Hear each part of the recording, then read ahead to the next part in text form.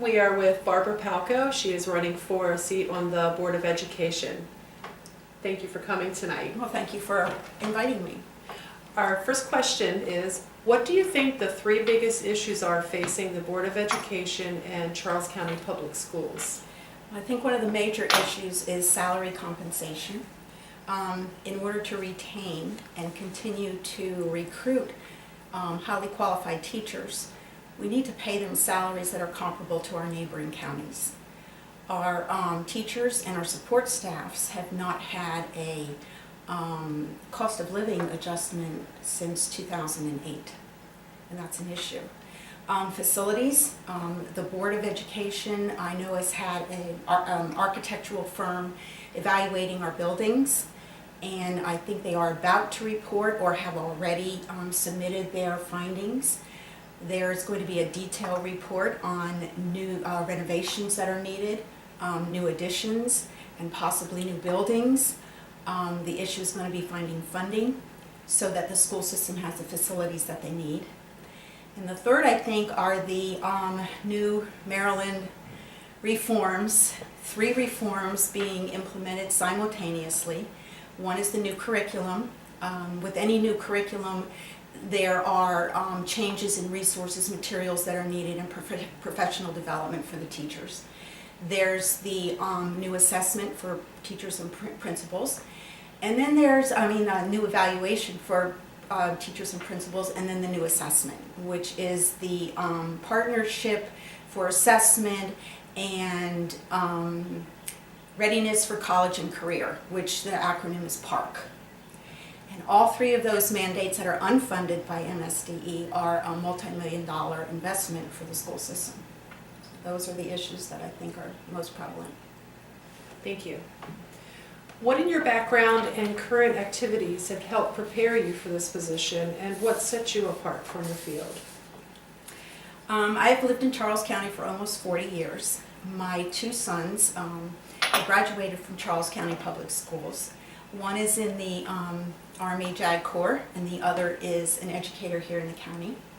I spent 20 years in the classroom teaching elementary school in Pomfret, Indian Head, and Waldorf. And then I spent an additional 15 years as a system-wide administrator for Charles County Public Schools in the Department of Instruction. So I feel that all of those experiences would be valuable input for the decisions that the Board of Education makes in the future. Now, what I think stands out is my long-term system-wide administrative experience, particularly coordinator for career and technology education, or what's referred to as CTE programs of study.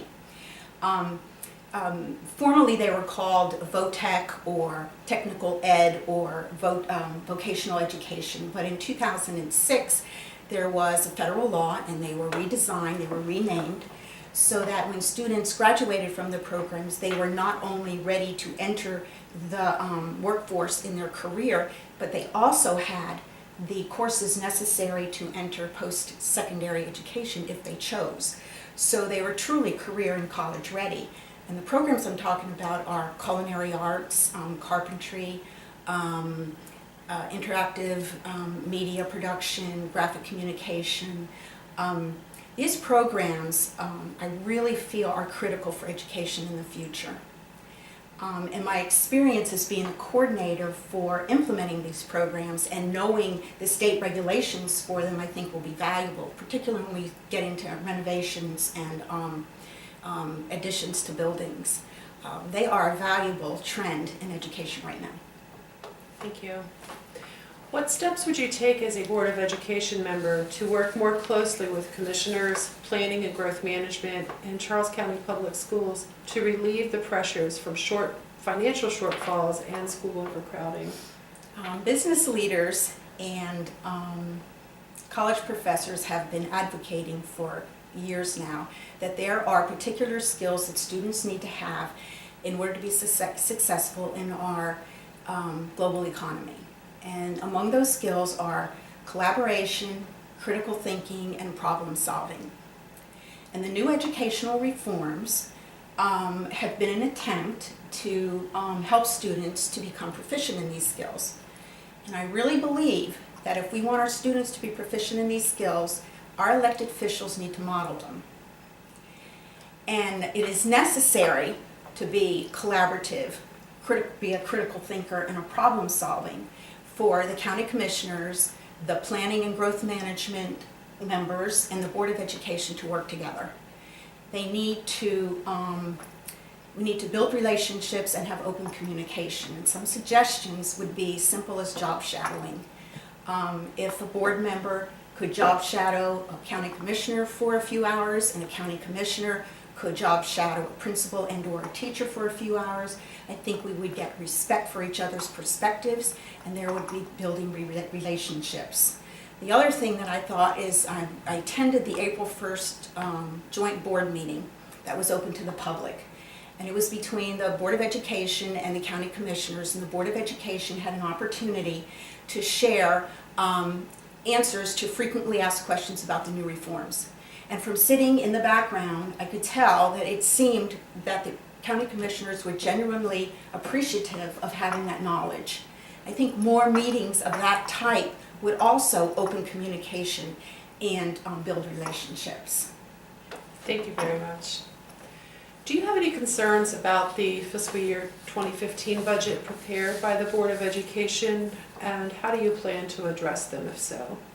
I looked at the fiscal year 2015 operating budget for Charles County Public Schools, and they have asked for funding for negotiating compensation for salaries and health insurance.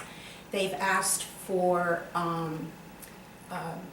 funding for technology upgrades to implement the park, which has to be fully operational 2014-2015 school year. They have asked for operating costs for the first year of opening St. Charles High School. And they've asked for 6 student learning teacher resource positions. And I didn't find that any of those were unreasonable.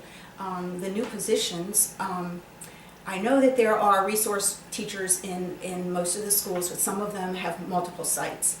And with these 3 new mandates, I think it's very prudent on their part to have a full-time instructional support person in every elementary and middle school. I don't feel that the board has asked for anything that they don't need. I don't feel that they've asked for more. I feel that they've been cognizant of the financial situation of the county and the nation for that part. My concern is not so much with what they've asked for as how is the county going to fund it fully.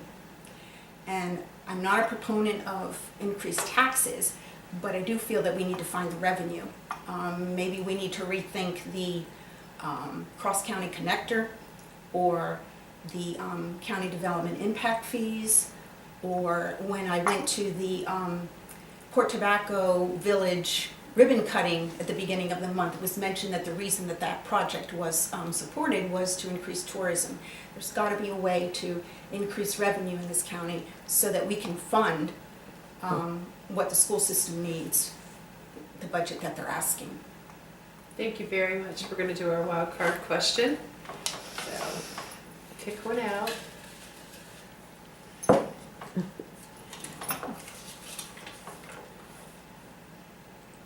If elected to the Board of Education, what one thing would you like to see accomplished in your term?